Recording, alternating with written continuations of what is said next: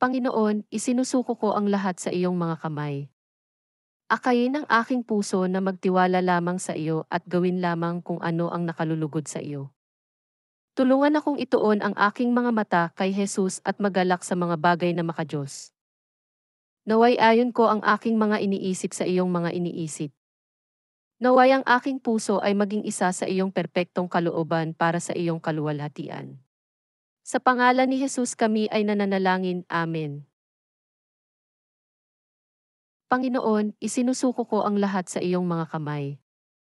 Akayin ang aking puso na magtiwala lamang sa iyo at gawin lamang kung ano ang nakalulugod sa iyo.